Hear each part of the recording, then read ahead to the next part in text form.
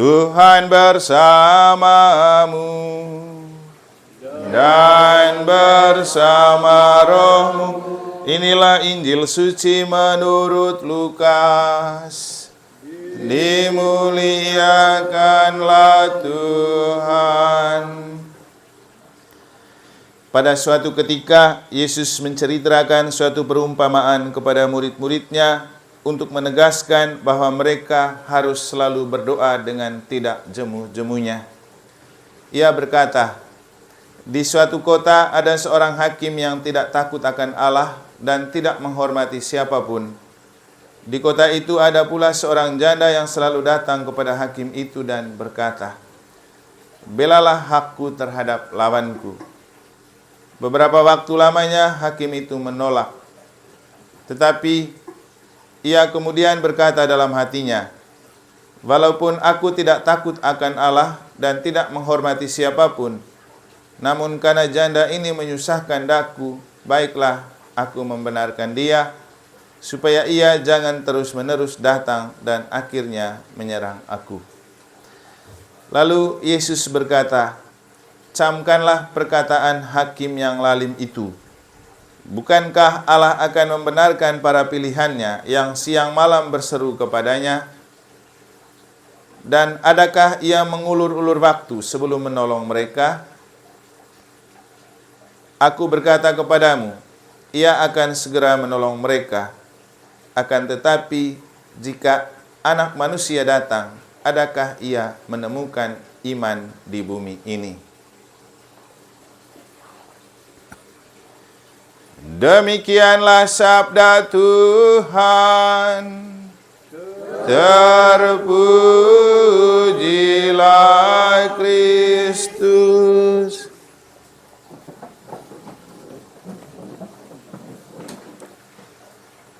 Akan tetapi, jika Anak Manusia datang, adakah ia menemukan iman di bumi ini? Para suster, Bapak Ibu, saudara-saudari, adik-adik dan anak-anak sekalian yang saya kasihi dalam Tuhan.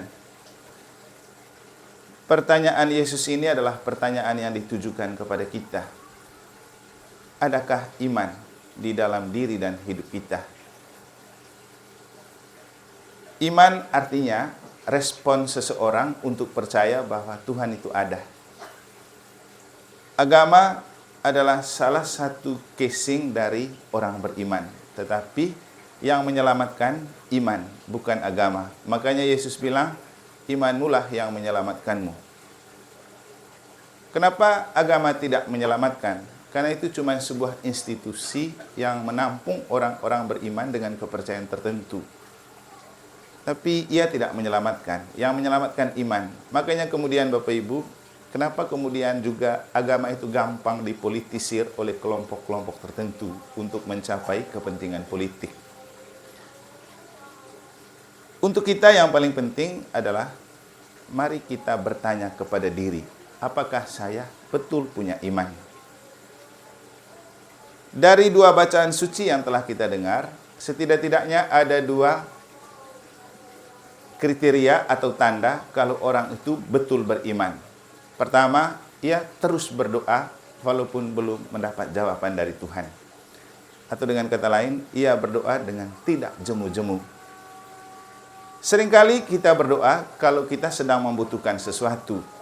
Maka ketika yang kita butuhkan belum terjawab, itu yang membuat kita malas berdoa. Tapi kalau kita melihat doa sebagai kebutuhan yang mau tidak mau harus tetap kita lakukan, tanpa dijawab atau tidak dijawab oleh Tuhan, pasti kita terus berdoa tanpa tunggu ada kebutuhan. Maka orang beriman tidak berdoa musiman. Orang beriman tidak akan menjadi orang Katolik seperti yang pernah saya bilang di lingkungan Santa Francisca juga, di Pak Bambang mereka. Dia akan tahu imannya berjenis perangko, atau imannya berjenis musiman, atau iman sejati. Orang beriman sejati, apapun kondisi hidup, ia akan terus berdoa. Nah, inilah yang kita temukan dalam diri Oma Lakavolo. Bahwa kita tahu ada banyak kesulitan dan persoalan dalam hidup.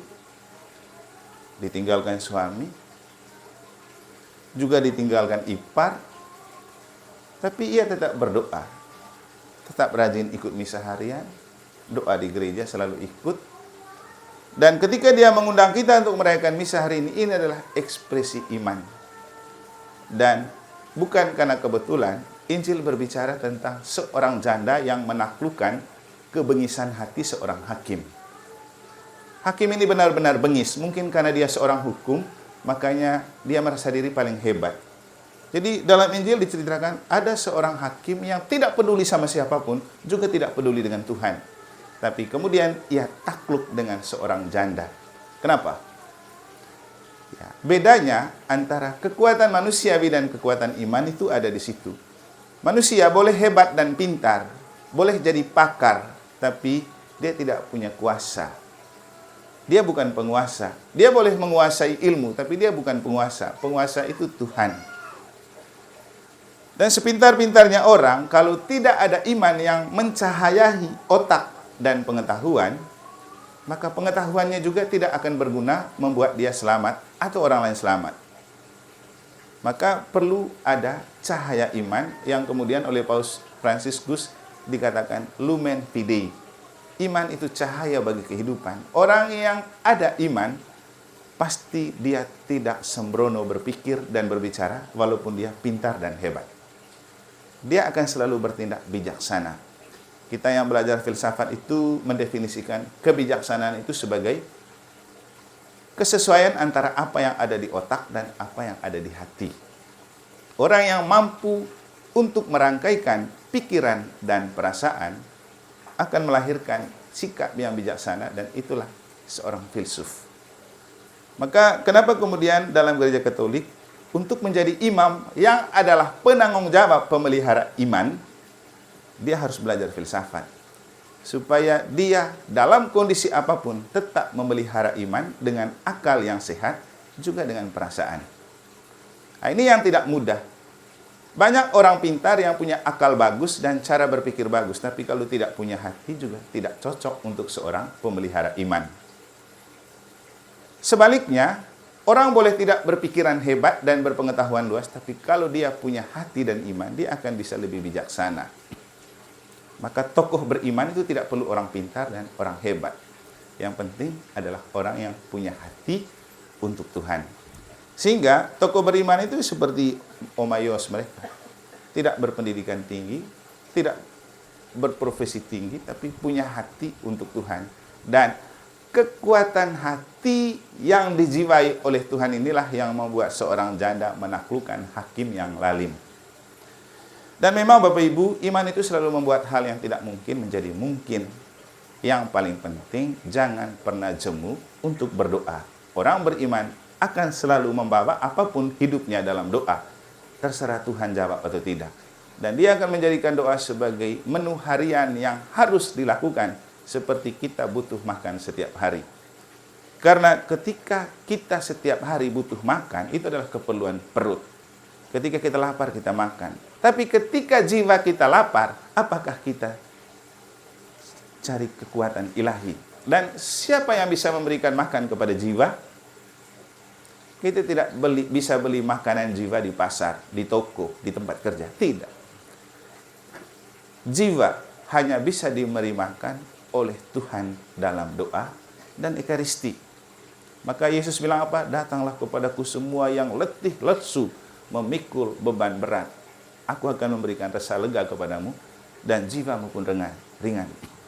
Dan setiap kali kita menerima tubuh Kristus, kita selalu dibilang, terima untuk bahagia. Lihatlah anak domba Allah, lihatlah dia yang menghapus dosa dunia. Berbahagialah saudara-saudari yang diundang ke perjamuan anak domba. Jadi kita terima itu untuk bahagia, melegakan jiwa yang gersang dan kering, karena kita tidak punya makanan jiwa di toko, di pasar, di bank, di tempat kerja. Hanya ada di hadapan Tuhan. Dan Bapak Ibu, ketika kita mati, karena hari ini kita berdoa untuk mereka yang sudah meninggal, apa yang kita doakan? Tidak berdoa, mohon keselamatan kekal bagi badan Opa Yos Lakavolo. Tidak penting badan, tapi kita berdoa, mohon keselamatan jiwa. Supaya jiwa mereka bahagia.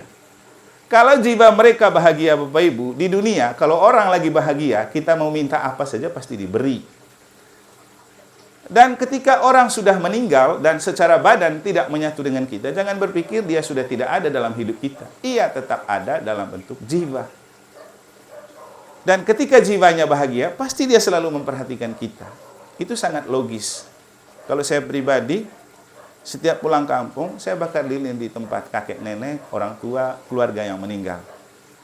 Kenapa? Saya yakin kalau mereka bahagia, saya akan bahagia. Karena apapun yang saya minta, pasti Tuhan beri melalui mereka. Karena tidak ada kematian.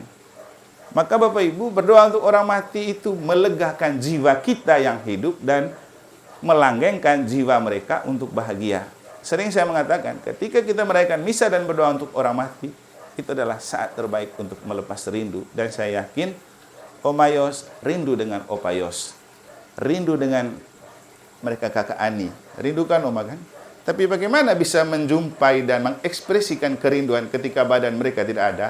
Maka berdoa dan merayakan misa adalah obat yang terbaik untuk melepas rindu. Kita melepaskan rindu untuk berjumpa dengan mereka. Mereka juga melepaskan rindu untuk berjumpa dengan kita. Apalagi bagi kita, misa adalah perjamuan surga yang ada di dunia. Jadi kalau betul punya iman, maka dia akan terus berdoa. Dan doanya tidak musiman. Tidak tergantung pada mood atau tidak, suka atau tidak ke gereja. Tidak. Kapan saja dia akan terus berdoa. Yang kedua, orang beriman akan mengekspresikan hidupnya seperti yang diungkapkan oleh referen Mazmur.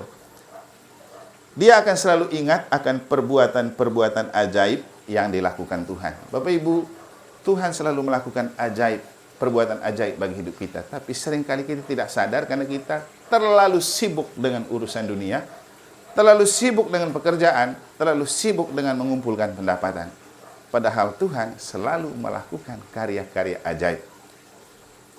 Berapa malam lalu saya pergi mampir di sebuah keluarga di Jakarta. Mereka di Brimob. Mereka sudah 7 tahun menikah dan rindu sekali untuk mendapatkan anak. 1 bulan lalu kemudian mereka mendapatkan anak. Saat mereka sudah tidak punya harapan lagi untuk mereka mendapatkan anak. Bahkan sampai saking tidak berharapnya mereka untuk mendapatkan anak.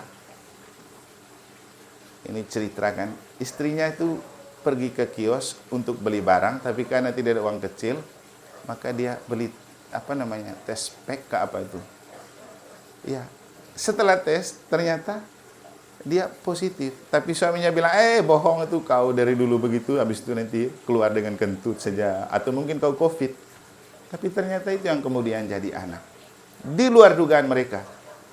Tapi kemudian dia bercerita, dia juga punya teman, anaknya siapa ini? Yang selalu dampingi Jokowi ini, dia kan orang Kristen itu. Siapa orang tua satu yang jadi pembinanya Demokrat ini? Yang tenar itu, yang urus COVID baru-baru itu, yang urus COVID nih. Luhut, ya. Luhut Panjaitan. Dia punya anak, teman dengan yang saya kenal ini. Dia kan orang Protestan, tapi ketika dia ke Roma, dia pergi doa di depan Bunda Maria, dan dia videokan di depan Bunda Maria, dia meminta supaya temannya itu dikasih anak, dia juga kalau bisa dikasih anak. Dan ternyata itu doa sederhana yang kemudian membuat mereka dikaruniai anak. Dia juga dapat, temannya ini juga dapat, padahal bukan orang Katolik.